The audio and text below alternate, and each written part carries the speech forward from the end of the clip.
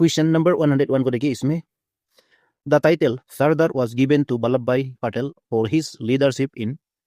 देखिए ये वल्लभ भाई पटेल के लिए ये सरदार वल्लभ भाई पटेल हम लोग अभी इसका नाम कहा जाता है सरदार वल्लभ भाई पटेल। लेकिन ये सरदार जो कौन सा ईयर में यानी कौन सा लीडरशिप कौन सा मूवमेंट का लीडरशिप के लिए ये वल्लभ भाई पटेल को दिया गया था बोलने से ये आपका मूवमेंट था ये 19 आप सबको याद रखना है 1928 में आपका इंडिया में जो गुजरात स्टेट है उसमें आपका जो बारडोली सत्याग्रह ये मूवमेंट हुआ था। ये प्रीवियस वीडियो में भी हम लोग देखा था ना, एक कॉम्पिटिटिव एग्जाम में ये आया था बारडोली सत्याग्रह ये बोल के। तो ये मूवमेंट जो है आपका गुजरात स्टेट में हुआ था 1928 के जरिए, यानी 1928 में ये साल में ये वल्लभ भाई पटेल ने इसका लीडरशिप था, इसने ये मूवमेंट को ऑर्गेनाइज किया था। और ये सरदार वल्लभ भाई पटेल इसी साल को सरदार ये नाम ये टाइटल को गांधी जी ने इसको दिया गया था, गांधी जी के द्वारा। जो गांधी जी महात्मा गांधी ना सबको मालूम है, इसने ये नाम दिया था वल्लभ भाई पटेल को। और ये बारडोली सत्याग्रह ये क्यों मूवमेंट हुआ था बोलने से आप सब पहले से मालूम है। ये बारडोली सत्याग्रह एक्चुअली जो लैंड ऑपरेसिव था, जो ब्रिटिश लोग था ना यहाँ में उसी समय में, जो लैंड का टैक्स बहुत ज़्यादा था बोल के 22% वो हाइक किया गया था ना, उसको रिड्यूस करने के लिए ये मूवमेंट हुआ था आपका गुजरात स्टेट में बारडोली सत्याग्रह। फिर 102 को देखिए। The headquarters of the World Health Organization who is located in okay हु जो यानी वर्ल्ड हेल्थ ऑर्गेनाइजेशन इसका हेडक्वार्टर सबको मालूम है ये स्विट्जरलैंड में है, यानी गेनेवा स्विट्जरलैंड में है, ये सबको मालूम है। फिर 103 में देखिए which is the official tree of Arunachal Pradesh. Okay Arunachal Pradesh का ऑफिशियल जो स्टेट ट्री होता है ये होलोंग होता है, ये सबको मालूम है, ऑप्शन सी होलोंग। फिर आपका 104 को देखिए। इसमें क्या बोल रहे हैं, quite India movement was launched in the year. ये आपका क्वाइट इंडिया मूवमेंट ये आपका फिर से आपका ये एक मूवमेंट है, इंपॉर्टेंट मूवमेंट है। तो ये गांधी जी के द्वारा ये मूवमेंट को लॉन्च किया गया था ब्रिटिश को, ये ब्रिटिश का अगेंस्ट में। ये गांधी जी 1942 में इसको ये लॉन्च किया गया था। तो यही मूवमेंट में गांधी जी ने ये जो फेमस स्लोगन था ना, फेमस स्लोगन जो डू और डाई, यही मूवमेंट में क्वाइट इंडिया मूवमेंट याद रखना है। ये मूवमेंट में डू और डाई का जो स्लोगन था ना, ये गांधी जी का डू और डाई का, ये इसी साल में ये स्लोगन में गांधी जी ने ये वर्ड को यूज किया गया था, डू और डाई। फिर 100 ये 5 को देखिए। Which organization is responsible for regulating international cricket? Okay international cricket के लिए जो रिस्पॉन्सिबल होता है वर्ल्ड में, तो ये है आपका ऑप्शन ए है, ये इंटरनेशनल क्रिकेट काउंसिल है आईसीसी। तो इसका हेडक्वार्टर होता है, आईसीसी का हेडक्वार्टर होता है आपका दुबई में, ये आप लोग को याद रखना है दुबई। ये दुबई कौन सा कंट्री का कैपिटल होता है, दुबई। ये दुबई जो है आपका ये यूनाइटेड अरब एमिरेट, आप सबको मालूम है ना, ये यूएई में है, यूनाइटेड अरब एमिरेट है ये यूएई। ओके ये दुबई में है। फिर 106 को देखिए। The national human rights commission NHRC of India was established in the year. Okay जो एनएचआरसी यानी ह्यूमन राइट कमीशन, ये नेशनल ह्यूमन राइट्स कमीशन ये जो आपका ये एस्टैब्लिश किया गया था ये सबको प्रमोट करने के लिए, जो एक पर्सन का लाइफ में जो राइट होना है, अधिकार होना है ना, जैसे आपका लिबर्टी, इक्वलिटी एंड डिग्निटी, आप लोग को याद रखना है। जैसे एक पर्सनल लाइफ का जो राइट होता है उसका अधिकार होता है, जैसे आपका फिर से सुनिए लिबर्टी, इक्वलिटी एंड डिग्निटी, इसको लेके ये national human rights commission establish हुआ था इंडिया में। कौन सा ईयर में आपका ये क्वेश्चन पूछा गया, तो इसका राइट ऑप्शन है ऑप्शन ए 1993 को ये एस्टैब्लिश किया गया था। और मंथ की बात किया जाने से ये 12 अक्टूबर है। ओके ये 12 अक्टूबर आप लोग को याद रखना पड़ेगा, ये 12 अक्टूबर 1993 को ये एस्टैब्लिश हुआ था आपका इंडिया में। फिर आपका ये 107 को देखिए। The United Nations UN was establish in which year. Okay तो इसमें यूएन की बारे में बात कर रहे हैं ना, यूनाइटेड नेशंस ये कौन सा ईयर में एस्टैब्लिश हुआ था। तो अभी करेंटली बात करने से इसमें कितना कंट्री पार्टिसिपेट है यूनाइटेड नेशंस में, तो ये 193 आप सबको मालूम होना है। जो वर्ल्ड का जितना भी कंट्री आपका 193 कंट्री जो है इसमें पार्टिसिपेट है। फिर इसका जो एस्टैब्लिशमेंट हुआ था कौन सा ईयर में ये लॉन्च किया गया था बोलने से, इसका राइट ऑप्शन है, इन ऑप्शन में ऑप्शन दी है ये 1945। जैसे आपका सबको मालूम है वर्ल्ड वार जो सेकेंड वर्ल्ड वार जो यहाँ में एंड हुआ था ना, जैसे नागासाकी हिरोशिमा जो जापान में जो बॉम्ब ब्लास्ट हुआ था, हाइड्रोजन बॉम्ब उसमें एक्सप्लोड हुआ था ना, एक्सप्लोजन। तो 1945 को ये एस्टैब्लिश हुआ था आपका यूनाइटेड नेशन उसी साल में। ओके फिर ये देखना पड़ेगा 108 में। Which river originates in the Tawang district of Arunachal Pradesh and flows down to Nameri National Park in Assam? Okay ये नामेरी नेशनल पार्क को आप याद रखना है, आप असम में है। तो जो रिवर है तवांग डिस्ट्रिक्ट से जो ओरिजिन होके तवांग डिस्ट्रिक्ट से जो निकाल के आपका ये जो आपका असम में जो नामेरी नेशनल पार्क है इसमें पहुंच जाता है ना, तो ये है आपका कामिंग रिवर है। ओके, ये कामिंग रिवर कहाँ से आता है? ये आपका ये तवांग डिस्ट्रिक्ट से आता है, जहाँ में एक गोरीचेन माउंटेन होता है ना, आप सबको मालूम है ये गोरीचेन माउंटेन, जिसको आप लोग याद रखना है। गोरीचेन पीक ये कामिंग रिवर का ये होता है, एक माउंटेन है ये जो कामिंग रिवर का सोर्स है, जहाँ से ये कामिंग रिवर ओरिजिन होता है। ओके, ये गोरीचेन पीक गोरीचेन माउंटेन याद रखिए। फिर आपका ये 109 यहाँ में क्या बोले देखिए, the national song Vande Mataram was composed in Sanskrit by, ये सबको मालूम है वंदे मातरम, इसको ये आपका बंकिम चंद्र चटर्जी इसने लिखा था, ये कंपोज किया गया था। और ये आपका कौन सा ईयर में पब्लिश हुआ था बोलने से, ये रिलीज हुआ था आपका ये सॉन्ग जो रिलीज हुआ था 1982 में। हम लोग याद रखना पड़ेगा, ये 1982 में ये सॉन्ग को पब्लिश किया गया था। और ऐसा एक बुक में भी, ऐसा एक नोवेल जो बुक है उसमें भी ये सॉन्ग को लिखा गया था। वो नोवेल का नाम होता है, आप लोग को याद रखना है, ये आनंद दामत। ओके, ये नोवेल का नाम होता है आनंद दामत। ये लोग ये सब को याद रखना पड़ेगा, कॉम्पिटिटिव एग्जाम में ये सब इंपॉर्टेंट है। कौन सा नोवेल में ये आपका बंकिम चंद्र चटर्जी ने ये वंदे मातरम को लिखा था बोलने से, ये आनंद दामत, इसको याद रखना है। दामत यानी आनंद जीजाजी ना, इसका जो नोवेल है इसमें लिखा गया था। फिर ये 110 को देखिए, which Indian mission aims at exploring deep sea mining for rare minerals. तो इसका भी बात करने से देखिए, डीप सी माइनिंग होता है ना, यानी आपका डीप ओशन मिशन, इसको हम लोग कहा जाता है डीप ओशन मिशन, या समुद्रयान मिशन, इसको हम लोग कहा जाता है समुद्रयान मिशन। ये इंडिया में आपका याद रखना पड़ेगा कौन सा ईयर में ये लॉन्च किया गया था, ये 21 अक्टूबर। ओके, ये 21 अक्टूबर 2021 को ये लॉन्च किया गया था इंडिया में। जो ओशन का डेप में बहुत गहराई में जाके क्या करता है ये लोग, ये मिनरल को कोस करता है, मीनिंग फाइनल करता है, ढूंढ लेता है। ओके, तो कितना मीटर्स का अंदर वो लोग, जो ये ओशन होता है कितना मीटर्स के अंदर वो लोग घुस सकता है, यानी ये अप्रोक्सीमेटली 6000 मीटर का, यानी 6 किलोमीटर। ओके, ये मामूली बात है क्या, 6000 मीटर यानी 6 किलोमीटर ना, 6 किलोमीटर। ये जो ओशन का अंदर, जो ओशन का अंदर में वो लोग क्या करता है, जो गड्ढा खोद के वो लोग ये मिनरल को ढूंढ लेता है। फिर आपका ये 111 में देखिए, इसमें क्या बोल रहे हैं, consider the following statements about vice president of India. Okay, vice president of India का बारे में आप लोग को देखना है। तो वन में क्या बोल रहे हैं, वन में यहाँ में ये बोल रहा है कि he is an ex officio chairman of the Rajya Sabha. तो राज्यसभा का ये जो क्या होता है, एक्स ऑफिशियो होता है, यानी तो हेड ऑफ द ये चेयरमैन ऑफ राज्यसभा, ये कभी कभी होता है ना, तो इसका बिल्कुल ये सही है इसमें। फिर टू में देखिए, टू में ये क्या बोल रहे हैं, he is elected by members of an electoral college consisting of members of both houses of parliament, both houses of parliament यानी आपका राज्यसभा एंड लोकसभा का ना।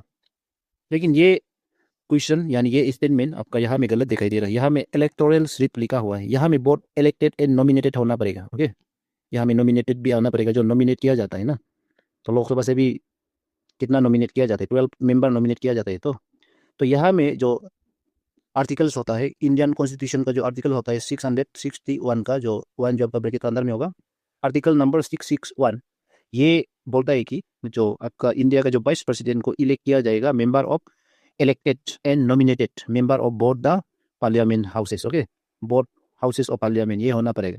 नॉमिनेट किया, यहाँ में जो नॉमिनेट वाला नहीं लिखा है ना, जस्ट इलेक्टेड यहाँ में लिखा है, इसलिए यहाँ में जो है ये इलेक्टोरल कॉलेज सिर्फ इलेक्ट नहीं होगा, यहाँ में नॉमिनेटेड भी होना पड़ेगा। तो यहाँ में ये गलत दिखाई दे रहा है, ये स्टेटमेंट आपका वाइस प्रेसिडेंट को लेके ये गलत है। तो इसलिए आपका यहाँ में फिर पढ़िए, which of the statements given above is are correct. इसमें देखिए आपका only one, option A is our right option for this question, क्योंकि यहाँ में नॉमिनेटेड आना पड़ेगा, नॉमिनेटेड मेंबर्स भी इसको इलेक्ट किया जाता है।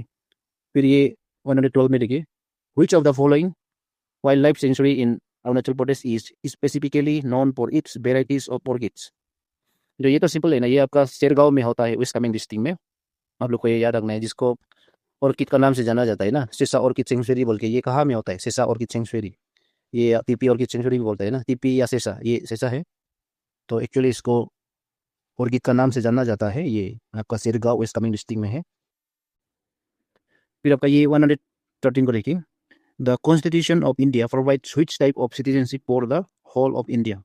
तो इसमें देखिए कॉन्स्टिट्यूशन ऑफ इंडिया जो प्रोवाइड्स करता है कौन सा सिटीजनशिप बोलने से आपका इंडिया में आपका देखा जाने से, जैसे ये ऑप्शन में से देखिए, ये यूएसए होता है ना, स्विट्जरलैंड, स्विट्जरलैंड होता है, यूएसए होता है, उसमें आपका डुअल सिटीजनशिप होता है। लेकिन आपका इंडिया में सिंगल सिटीजनशिप होता है, याद रखना पड़ेगा। इंडिया में आपका सिंगल सिटीजनशिप होता है। सिंगल सिटीजनशिप और डुअल सिटीजनशिप का इसका मीनिंग क्या होता है? देखिए, इंडिया में आपका पूरा एक पर्सन को इंडिया का सिटीजनशिप ये आइडेंटिटी दिया जाता है। लेकिन डुअल सिटीजनशिप जो आपका यूनाइटेड स्टेट ऑफ अमेरिका में होता है, जैसे स्विट्जरलैंड में होता है, वो लोग क्या करता है, स्टेट के लिए एक सिटीजनशिप आईडी कार्ड अलग से बनाना पड़ता है, और पूरा नेशन के लिए, पूरा कंट्री के लिए एक सिटीजनशिप कार्ड अलग से बनाना पड़ता है। उसमें दो सिटीजनशिप राइट होता है। लेकिन आपका इंडिया में सिंगल सिटीजनशिप राइट है, जस्ट वन। यहाँ में कार्ड, आईडी कार्ड जरूरी है, उसी से चलता है। ओके, तो याद रखिए। फिर 114 को देखिए। The controller and auditor general CAG of India is appointed by. Okay, यहाँ में कंट्रोलर या ऑडिटर जनरल ना, तो इसको अपॉइंट किया जाता है इंडिया में। ये ऑप्शन ए है, द प्रेसिडेंट ऑफ इंडिया के जरिए ये अपॉइंट किया जाता है, प्रेसिडेंट ऑफ इंडिया, याद रखिए। फिर आपका 115 में देखिए, 115।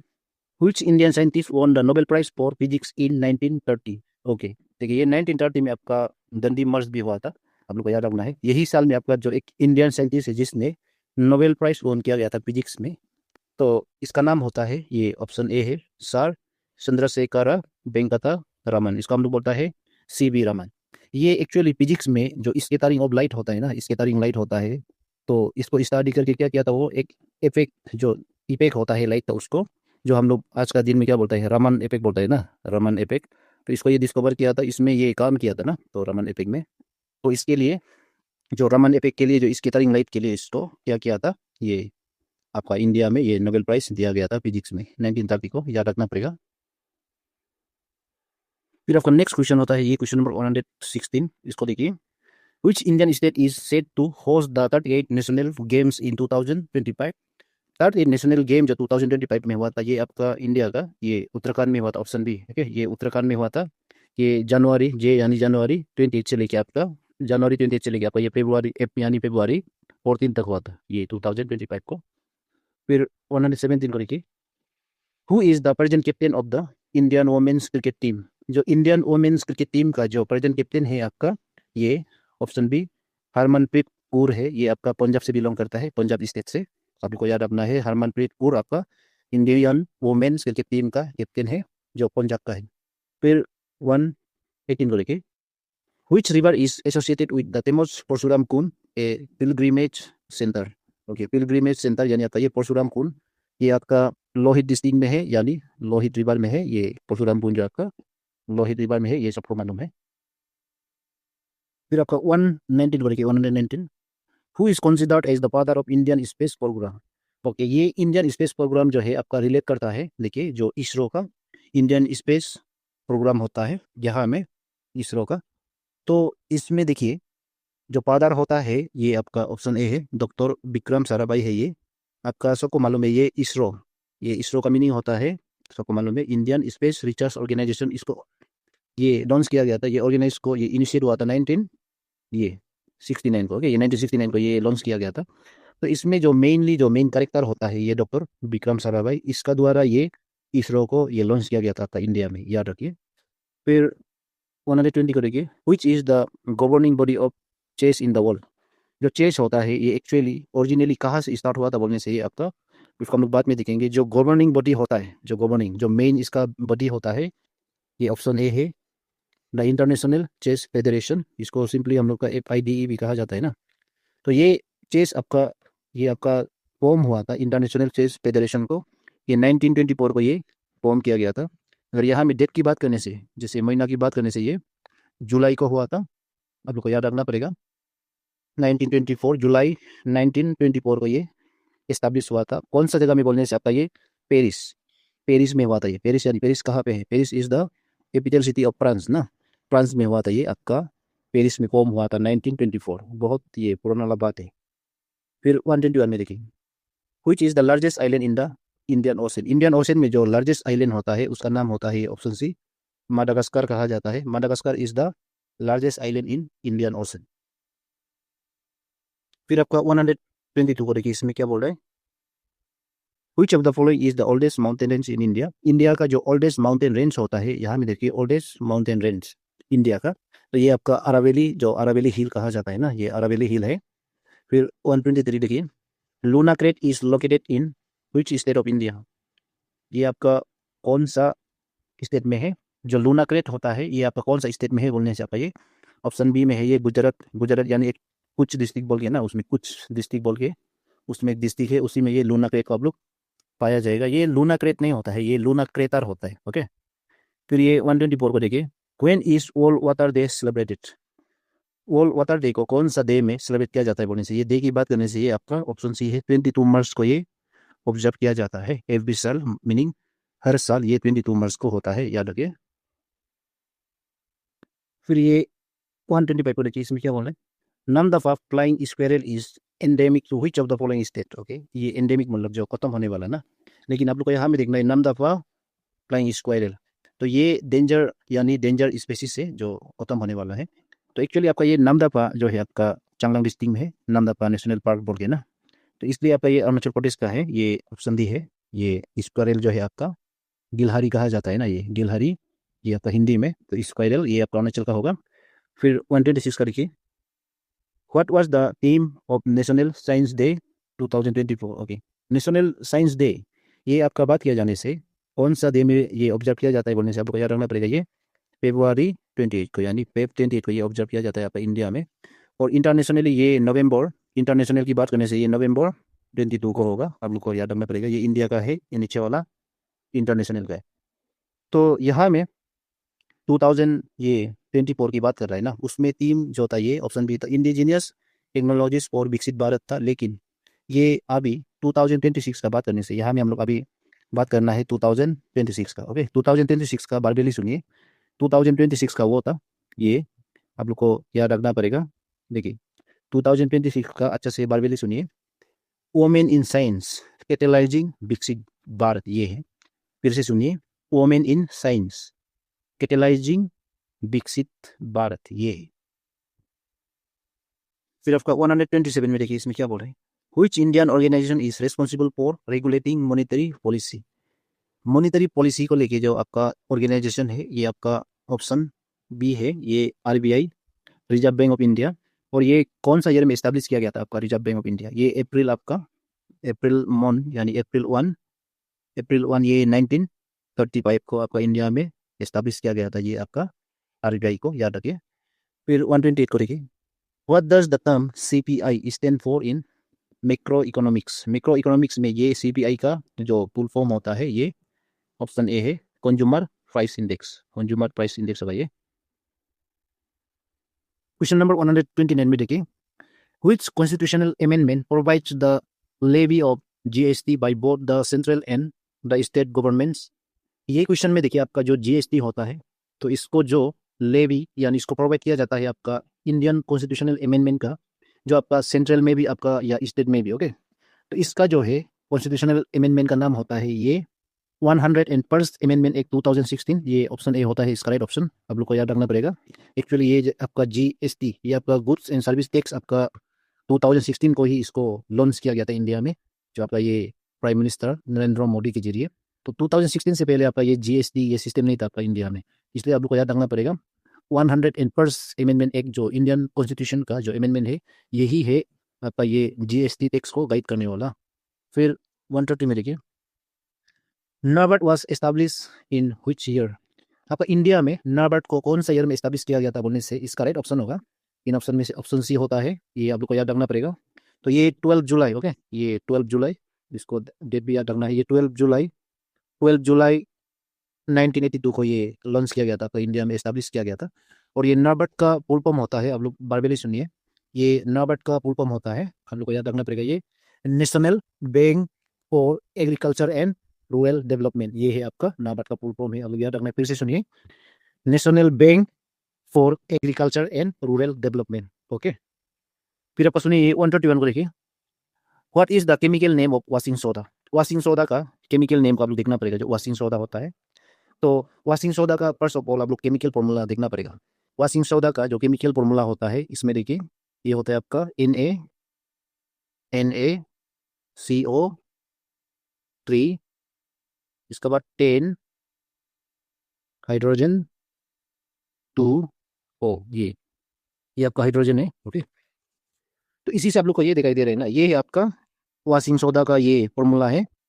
इसमें क्या लिखा हुआ है, इसमें लिखा है सोडियम, ओके, ये Na है, ये सोडियम है, सोडियम कार्बोनेट हाइड्रोजन ऑक्सीजन। ये पार्ट देखिए, ये वाला पार्ट क्या है, ये पार्ट को आप लोग देखना पड़ेगा, ये पार्ट H2O, ये वाटर का फॉर्मूला है ना। तो इसलिए ये ऑप्शन में देखिए, ये आपका वॉशिंग सोडा का जो केमिकल नेम यहाँ में नहीं है, नॉन ऑफ द एबव होगा, ये ऑप्शन डी, ओके। क्यों, इसका नाम क्या होगा देखिए, ये यहाँ में हम लोग जो केमिकल फॉर्मूला लिखा हुआ है ना, ये आपका वॉशिंग सोडा का केमिकल फॉर्मूला है। तो इसको हम लोग ऐसे पढ़ेंगे, ये सोडियम कार्बोनेट डेकाहाइड्रेट, डेका यानी 10 है ना, इसका आगे में जस्ट 10 लिखा है ना, डेकाहाइड्रेट। 10 का मीनिंग यहाँ में, डेका का मीनिंग है 10, हाइड्रेट यानी वाटर। तो इसमें अगर ए में, ये ए में अगर ये देखिए, ये ए में सोडियम कार्बोनेट लिखा है ना, अगर यहाँ में डेकाहाइड्रेट जुड़ जाने से क्या होना था, ये सही होना था, ओके। ये डेकाहाइड्रेट, इसको लिखते हैं थोड़ा यहाँ में, डेकाहाइड्रेट ये होना पड़ेगा, सोडियम कार्बोनेट डेकाहाइड्रेट ये होना पड़ेगा, ओके।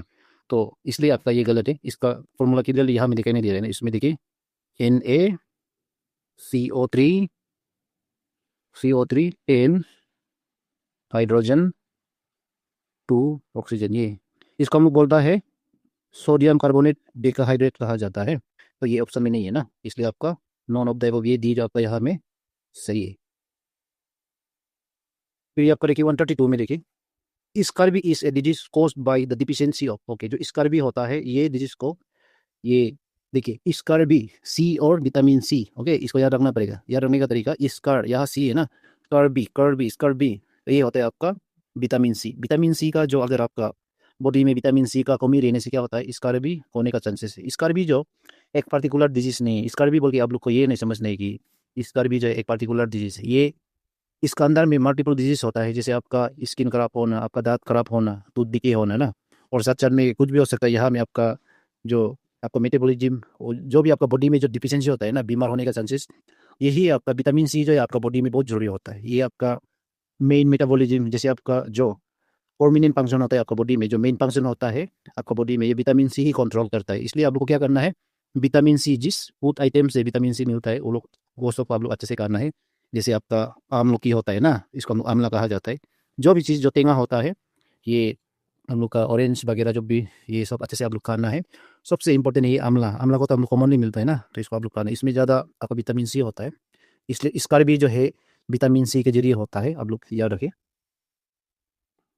फिर आपका ये 133 को देखिए, इसमें 133, what is the SI unit of electric current. Electric current का एसआई यूनिट होता है, ये सबको मालूम है, ये एम्पेयर है, एम्पेयर याद रखिए। फिर आपका ये 134 को देखिए, the central bureau of investigation CBI operates under which ministry. आपका इंडिया में ये जो आपका CBI ये ऑपरेट करता है, मिनिस्ट्री की बात करने से आपका ministry of personnel pension and public grievances यहाँ में ऑपरेट करता है। और आपका ये इंडिया में एस्टैब्लिश किया गया था आपका ये 1963 में, अब याद रखना पड़ेगा ये 1963। अगर डेट याद करना है तो ये आपका अप्रैल, ओके, ये अप्रैल महीना का 1 तारीख, ओके, 1 अप्रैल, ये 1 अप्रैल 1963 को ये आपका इंडिया में इस्टेब्लिश हुआ था ये मिनिस्ट्री को। फिर 135 को देखिए, how much percentage of nitrogen is present in the atmosphere. Okay, atmosphere में आपका जो गैस होता है नाइट्रोजन, इसका परसेंटेज होता है इन ऑप्शन में से, ऑप्शन ए 72% नहीं होता है, ये आपका 78% को आपका नाइट्रोजन आपको ऑक्युपाई किया जाता है ये आपका एटमोस्फियर में। तो एटमोस्फियर में आपका बहुत ज़्यादा गैसेस है, तो ना सिर्फ ये नाइट्रोजन नहीं है, कार्बन, ऑक्सीजन यानी सल्फर और भी है, बहुत ज़्यादा है, आपका आर्गन लुक भी होता है, ओके। तो बहुत ज़्यादा गैसेस होता है इनमें से, लेकिन सबसे जिसका परसेंटेज ज़्यादा है वो है आपका नाइट्रोजन। फिर आपका 136 को देखिए, इसमें क्या बोल रहे हैं, Which sector contributes the highest percentage to India's GDP? India GDP में जो हाईएस्ट सेक्टर होता है, जो कंट्रीब्यूट करता है ज़्यादा परसेंटेज आपका GDP जो इंडिया का, तो इसका बात करने से GDP यहाँ में ग्रॉस डोमेस्टिक प्रोडक्ट है ना, यहाँ में ग्रॉस डोमेस्टिक प्रोडक्ट, ये हाईएस्ट जो कंट्रीब्यूट करने वाला है ये आपका सर्विस सेक्टर होता है, service, okay, option C service sector, ये आपका 55% ये कंट्रीब्यूट करता है आपका इंडिया GDP में, हमको याद रखना है 55% है, 55%, ओके।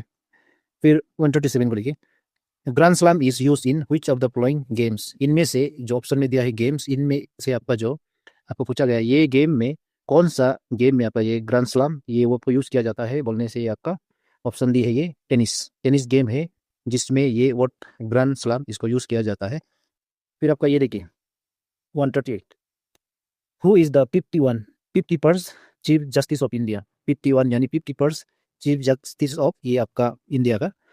तो इसका बात किया जाने से ये इन ऑप्शन में से ऑप्शन सी होता है, ये संजीव खन्ना है। ये आपका 2000 ये 2024 तो आपका ये 2025 तक हुआ था। और अभी 2026 की बात करने से अभी 2026 की बात करने से आपको याद रखना पड़ेगा। तो यहाँ में देखिए जो 2026 का चीफ जस्टिस ऑफ इंडिया होता है ये 53, आप लोग को याद रखना पड़ेगा, ये 53 चीफ जस्टिस ऑफ इंडिया होता है, ये 53rd। ओके, ये 53rd chief justice of India होगा और इसका नाम होता है सूर्या कांत। यहाँ में देखिए सूर्या, थोड़ा पेशेंट रखिए, सूर्या कांत इसका नाम है। Present chief justice of India है ये आपका सूर्या कांत। इसका अपॉइंटमेंट हुआ था, ये आप लोग को देखना पड़ेगा, ये अपॉइंटमेंट हुआ था 24 नवंबर, इनका मीनिंग होता है नवंबर 2025 में। अपॉइंटमेंट कब हुआ था इसका, तो इसका चीफ जस्टिस का रूप में ये 2025 यानी ये 24 नवंबर को इसका अपॉइंटमेंट हुआ था। फिर अभी ये रिटायर होने जा रहा है, ये अपॉइंटमेंट यहाँ में हुआ था। ओके, फिर अभी रिटायरमेंट हो रहा है कौन सा ईयर में, तो ये आपका पेप देखना पड़ेगा, ये पेप यानी फेब्रुआरी 9 2027 में फिर ये रिटायर होगा। फिर आपका 2027 में आपका 54 चीफ जस्टिस ऑफ इंडिया आ जाएगा। ओके, ये आप लोग को देखना पड़ेगा। देखिए ये सूर्यकांत है आपका present chief justice of India, यानी 2025 टू 2027 तक होगा। इसका अपॉइंटमेंट हुआ था 24 नवंबर 2025, फिर जाके रिटायर होने जा रहा है ये फेब्रुआरी 9 2027 को। ओके, तो याद रखना पड़ेगा। फिर देखिए ये 139 the book the discovery of India was written by, okay, the book discovery of India, ये बुक को लिखा गया था आपका, ये इन ऑप्शन में से ऑप्शन दी है, ये जवाहरलाल नेहरू इसने लिखा था। कौन सा ईयर में ये पब्लिश किया गया था, ये आपका 1946 में ये बुक को पब्लिश किया गया था, ये नेहरू के जरिए। ओके, फिर आपका ये 140 को देखिए, ये यहाँ में क्या बोल रहे हैं, which country is not a member of the group of 7 G7, यानी ग्रुप ऑफ 7 ना। तो इसका जो मेंबर नहीं है आपका ये ऑप्शन सी है, ये आपका इंडिया जो इसका ग्रुप 7 का मेंबर नहीं है। तो यहाँ में जर्मनी, कनाडा, यूनाइटेड स्टेट, यहाँ में 3 मेंबर्स हो गया ना। अभी 7 के लिए आपका 4 कंट्री जरूरी है, वो कौन कौन है बोलने से आपका यहाँ में इताली होगा, इटली, फिर आपका फ्रांस होगा, फिर आपका यहाँ में और जापान, यूके। ओके, आप लोग को याद रखना पड़ेगा। बारबेली सुनिए, फर्स्ट हो गया ये 1 Germany, 2 Canada, 3 United state, 4 France, 5 Italy, 6 Japan, 7 UK United kingdom. Okay, ये है 7 यानी G7 कंट्री। फिर आपका 141 को देखिए, Which state stability has won the first prize in the state union territories category at the 75 Republic Day parade in 2024। ये 2024 की हम लोग बात कर रहे हैं, तो उसमें आपका उड़ीसा था, उड़ीसा। लेकिन आप लोग को ये 77 का देखना पड़ेगा, 77 रिपब्लिक डे ना, 77 रिपब्लिक डे जो इंडिया में जो हेल्थ हुआ था आपका ये 2026 को। ओके, ये 2026 ये कौन सा ये स्टेट हुआ था, तो इसका बात करने से ये 2026 का जो महाराष्ट्र, ओके, महाराष्ट्र ये तबली, उसका तबली जो फर्स्ट प्राइज मिला था। तो आत्मनिर्भर बोल के एक जो कुछ तबली वो लोग शो किया था ना ये रिपब्लिक डे में 2026, आत्मनिर्भर, ये याद रखिए। फिर 142 को देखिए, who introduce the doctrine of labs policy, ये बार बार क्वेश्चन जो रिपीटेडली पूछा गया वाला क्वेश्चन है, डॉक्ट्रिन ऑफ लेब्स ये पॉलिसी। तो ये सबको मालूम है, इसको लॉर्ड कार्जन ने इंट्रोड्यूस किया गया था बोलने से तो बिल्कुल गलत होगा ना। तो इसको हम लोग देख देख के हम लोग का दिमाग में रह गया, ये लॉर्ड डुलोसी, ये ईस्ट इंडिया कंपनी का, ईस्ट इंडियन कंपनी जो 16 AD में आया था ना, 1600 AD में, तो उसका गवर्नर जनरल था। इसको 1848 में लागू हुआ था और जाके 1856 तक ये हुआ था। ओके, पहले जमाने में क्या होता था, एक रूल बनाएगा फिर वो हट जाएगा, ऐसे था ना, वो खत्म हो जाएगा, ऐसे होता था।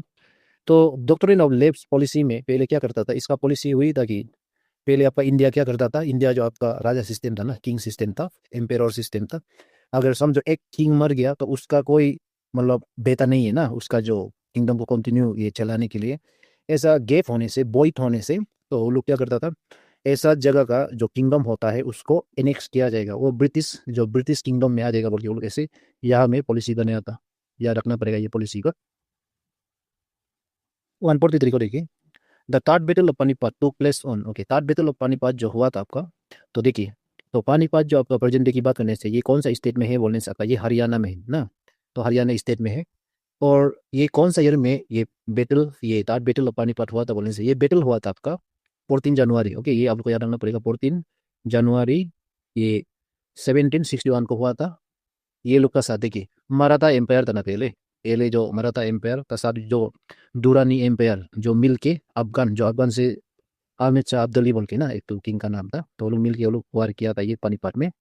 तो 1761 का जो बैटल था उसको ये नाम दिया गया था ताज बैटल ऑफ पानीपत, क्योंकि ये पानीपत जगह में ये लड़ा गया था ना ये लड़ाई को। फिर 144 पर किया, what is the name of the lander use in Chandrayaan 3। Chandrayaan 3 ये आपका मून में भेजा गया था आपका इंडिया, जो इंडिया का जो ये सैटेलाइट है। तो इसको देखिए, जो लैंडर यूज किया गया था, जो मून सरफेस में लैंड करने के लिए यूज किया गया था, उसका नाम था आपको option B Vikram. Okay, Vikram था। तो इसका जो आप लोग याद रखना पड़ेगा, ये चंद्रयान 3 को कब भेजा था मून में ना, तो ये बोलने से आपका ये 23 अगस्त। ओके, 23 अगस्त ये याद रखना पड़ेगा, 23 अगस्त ये 2023 को ये भेजा था, 23 अगस्त 2023, ये दोनों को याद रखिए, 23 ना। फिर 145 को देखिए, which mirror is used as rear view wing mirrors in vehicles। जो भी आपका बाइक हो या आपका जो कार हो या बस ट्रक कोई भी व्हीकल्स होता है, उसमें जो मिरर यूज होता है, जो मिरर ना रेयर व्यू मिरर कहा जाता है, वो आपका कॉन्वेक्स मिरर होता है। आप लोग याद रखना पड़ेगा, ये बार बार पूछने वाला क्वेश्चन है। फिर 146, ये भी आपका एक इंपॉर्टेंट क्वेश्चन है, देखिए, zero longitude is also called as. Zero longitude को हम लोग ये आप सबको मालूम है प्राइम मेरिडियन बोलता है ना, प्राइम मेरिडियन। तो इसका हम लोग ग्रीनविच मेरिडियन भी बोलता है। ओके, ये आप लोग को याद रखना पड़ेगा, ग्रीनविच, ये ग्रीनविच मेरिडियन भी कहा जाता है, ये सबको याद रखना पड़ेगा, Greenwich meridian. Okay, prime meridian या ग्रीनविच मेरिडियन। तो यहाँ में देखिए, ये एज गलती से लगाया है, तो इसमें देखिए जो इक्वेटर है ना, इक्वेटर जो आपका 0 डिग्री लेटीट्यूड होता है, ये यहाँ में जो इक्वेटर दिया हुआ है ना, ये 0 डिग्री लेटीट्यूड है। आप इसको याद रखना पड़ेगा, 0 डिग्री L यानी लेटीट्यूड। ओके, तो ये भी पूछता है। फिर आपका ये 47 में देखिए, 147, which Indian athlete recently became the world's youngest chess। Okay, यहाँ में वर्ल्ड्स यंगेस्ट चेस चैंपियन ये बोला है ना, तो इसके लिए आप लोग को देखना पड़ेगा। तो वर्ल्ड्स यंगेस्ट चेस चैंपियन, इसका बात करने से ये आपका अभी भी देखिए, अभी भी ये वर्ल्ड का यंगेस्ट चेस चैंपियन होता है। ये 2024 को ये चेस में चैंपियन मिला था, तो आपको ये याद रखना पड़ेगा। उसका नाम होता है, देखिए ऑप्शन ए है गुकेश, यहाँ में पढ़ के देखिए, गुकेश दोमन राजू ना, गुकेश दोमा राजू, ये होता है आपका दोम्मा राजू, ये पढ़ के देखिए, गुकेश दम्मा राजू ये है। तो ये आपका जब ये चैंपियन था, ये चेस जीता था ना ये साल को, 18 ईयर्स था सिर्फ इसका, इसका उम्र कितना था, 18 ईयर्स था, आपको याद रखना पड़ेगा। और ये आपका स्टेट कौन सा स्टेट से बिलोंग करता है बोलने से, ये बिलोंग करता है आपका तमिलनाडु से, आपको याद रखना पड़ेगा, तमिलनाडु। ओके, ये है आपका तमिलनाडु स्टेट का है। फिर 48 में देखिए, 148 में, who is considered as father of Indian constitution. Indian constitution का जो फादर होता है ये सबको मालूम होता है, ये ऑप्शन ये होता है डॉक्टर B.R. अम्बेडकर है ना, ये सबको मालूम है। फिर आपका 149 को देखिए, the state emblem of India is adopted from which historical structure. तो एम्ब्लम होता है आपका, एम्ब्लम ऑफ इंडिया ये आपका लिया गया था पहले Sarnath lion capital of Ashoka. ये अशोका जो कैपिटल था ना उसका, Sarnath lion capital of Ashoka, जो अशोका का कैपिटल था उसी से इसको एडॉप्ट किया गया था। फिर 150 को देखिए, who among the following said India for Indians. India जो है इंडियंस के लिए बोल के किसने कहा था, ये फेमस स्लोगन आपका, ये 3 ऑप्शन में से आप लोग को देखना पड़ेगा, चेक करिए। ये स्लोगन को दिया था आपका 18, आप लोग को ये भी याद रखना पड़ेगा, 1876 को फर्स्ट ऑफ ऑल किसने बोला था ये स्लोगन, किसने ये बोला था बोलने से आपका ये स्वामी दयानंद सरस्वती है, या आपका स्वामी यानी आपका दयानंदा सरस्वती, ये आर्य समाज है ना, तो आप सबको मालूम है जो आर्य समाज होता है इसका फाउंडर है आर्य समाज, ये भी पूछने वाला एक क्वेश्चन होता है। तो आर्य समाज का फाउंडर दयानंद सरस्वती जी ने 1876 को ये वर्ड को बोला था, इंडिया फॉर इंडियंस, याद रखिए।